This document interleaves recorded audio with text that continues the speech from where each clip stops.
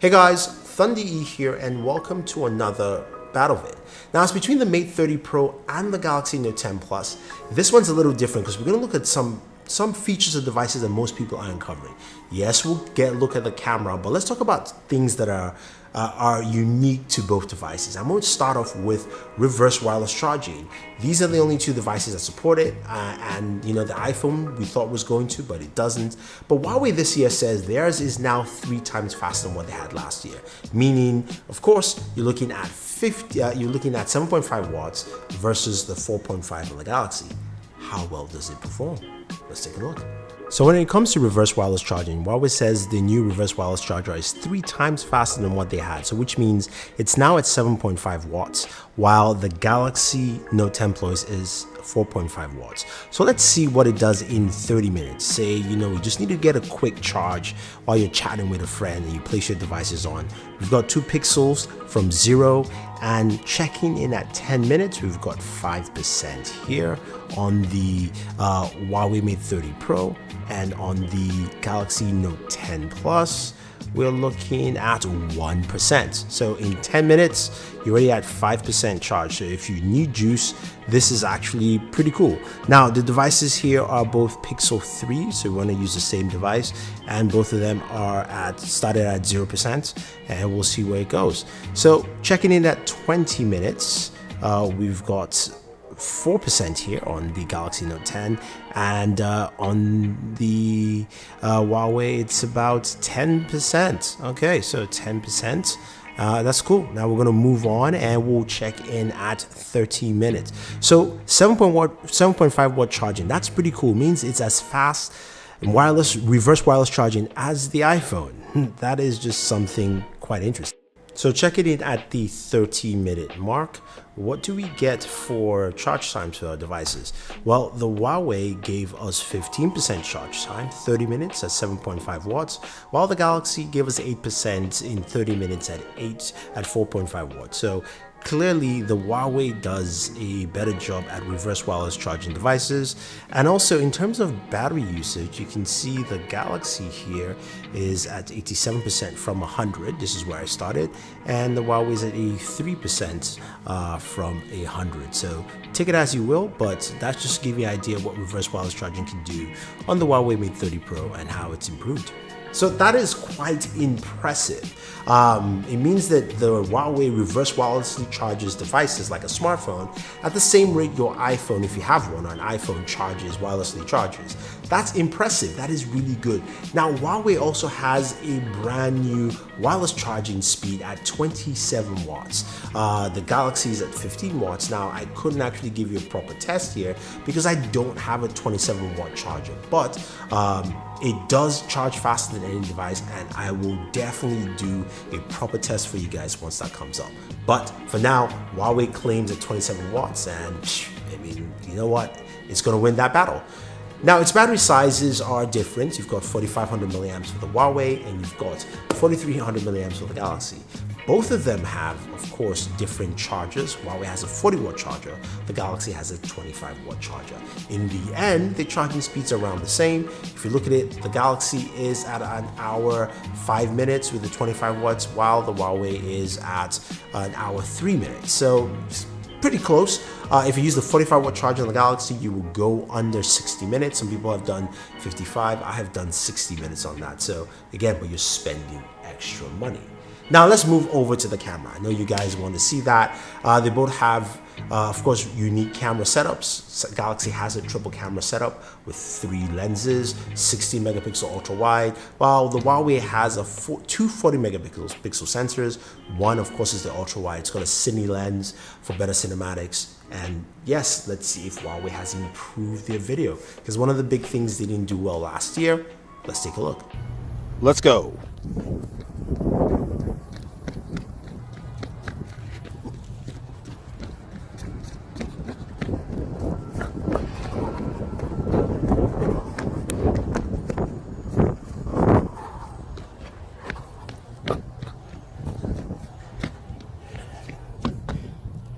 Steady cameras on smartphones is always great to see, and the Galaxy I think still holds the crown here. It was much steadier as I ran and I jumped around the obstacle course, so to speak.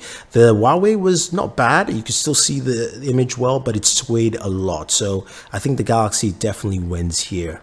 The one thing the Huawei device has that the Galaxy just can't do is slow-mo at roughly 7,680 frames per second. What you're looking at is 1,120 frames per second, or 32x as it says on the camera, and it's absolutely just lovely that you can do this on a smartphone. So this is one thing that the Huawei can do that the Galaxy and no other smartphone could do right now at this point in time. Now let's go ahead and take a look at 4K 60 video from both devices with some stabilization.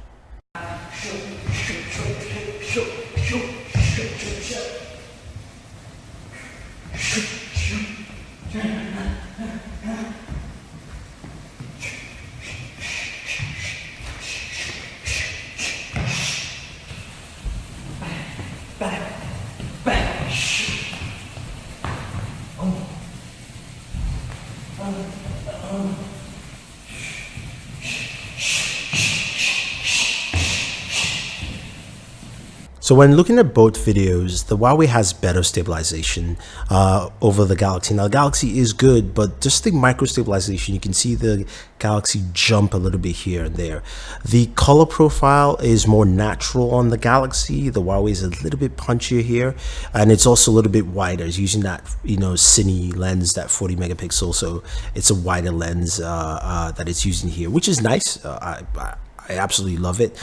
Now, in terms of audio, the Galaxy I think has better audio because you don't hear a lot of the ceiling fan, which is that buzzing sound, but both are still really good.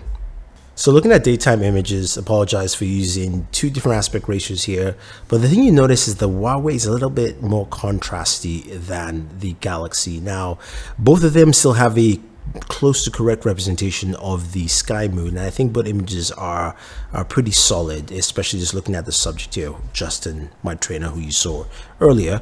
But it gives a accurate color representation of the individual. Now when we go to portrait mode here, you can see that Huawei adds a little bit more of a color hue to Justin, and Samsung gets a little bit more pale, even though you know, both still are not accurate to what his skin color is. Now I do like the bokeh effect on the Huawei all the way through.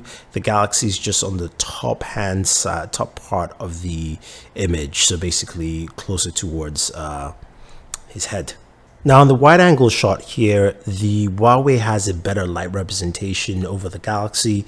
The Galaxy does capture more scenes because this has the wider wide angle, ultra wide angle lens. So it looks a little bit more stylish, but the Huawei still gives me, I think, just a better representation of what that scene is. Yes, it is a dull day. I chose to shoot on this day because I wanted to see how it would differ from, you know, days with, you know, a lot of bright sunlight and shininess, but still, of course, it's in daylight.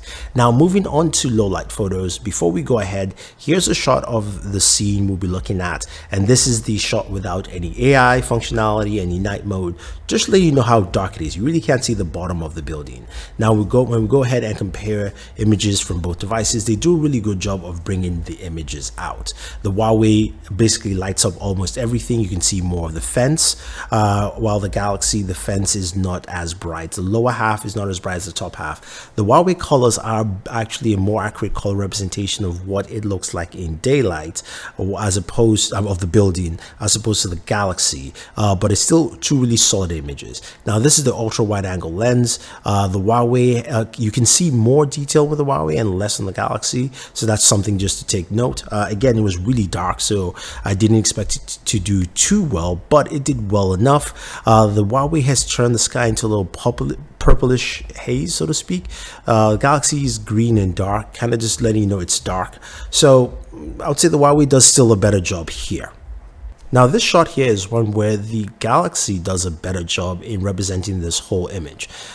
This is across the street, shooting from a low light environment into some, I would say, dimly lit environment, you can see the Galaxy captures more and shows at least more detail, especially more light in the back where the truck is in the far left, and also at the corner where there's a light source in the other building. Brings that up more. The Huawei still does a good job, but not as bright, and also doesn't light up the wall, that brownish orange wall behind. So again, this is where the Galaxy with some light aid will do a better job in low light situations, but not as much. And you can see the Huawei still does a really solid job all around. Well, it looks like Huawei has stepped up their game. Their video quality is much better.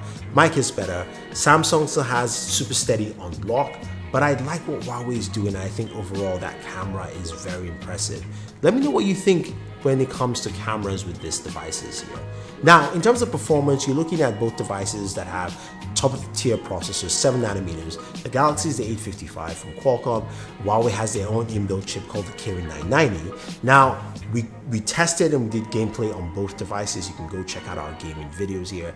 Huawei does a good job. Now, just give you a disclaimer, PUBG is not fully optimized yet, so we don't know how it will handle with full optimization, but check out that video just to see what it does in terms of what we can do right now. While the Galaxy itself does a really good job with the 855, and we know what it does there, but I do have a video for you again. So when you're talking about gaming, you're also talking about audio. What do you get for audio for both systems? They both have stereo speakers. The Galaxy also has Dolby Atmos. Huawei has stereo speakers, but you know what? Let's read those decibels and let's fire on and see.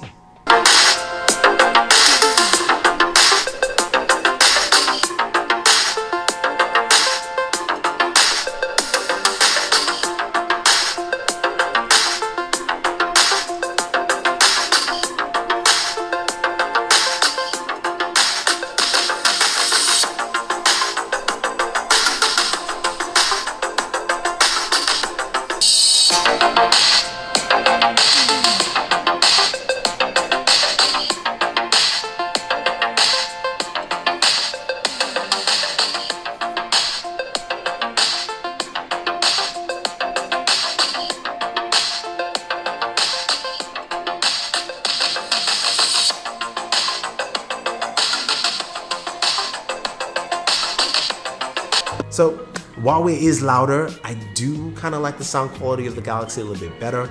And I think that Huawei has still improved quite a bit from what they had last year. Less tinny sound, more volume to it. And overall, it's just pretty solid. Now, when you look at both devices side by side, it's hard to not be impressed by what Huawei has done. This device has a stellar camera setup. It does a really good job, but it also has some really cool features like reverse wireless charging, which is the fastest, wireless charging, which is also the fastest as well. And then we've got a bigger battery, and it's got one of the best battery management in the Android ecosystem there. Now, it doesn't have, of course, Google services built in. You can sideload it. There's a lot of videos out there for you to actually check out and see. In terms of this battle vid, I am leaning towards the Huawei device though. I mean, like, it's a solid device. It's got some great performance there. The Galaxy is really well balanced. Now, the one thing that Huawei just can't do is the Galaxy has an S Pen. And the S Pen does so much more, of course, the remote features, writing on screen, all that fun stuff. So again, that is something that separates it from here. But I'm gonna ask you guys, what do you think? Which device do you think is different or better? Which would you pick? Which would you use? Just, besides the Google services issue. Let me know what you think, and let me know what you think who won this video. If you have any questions or any comments, let me know. Don't forget to like and share, subscribe to the channel, and always enjoy your entertainment.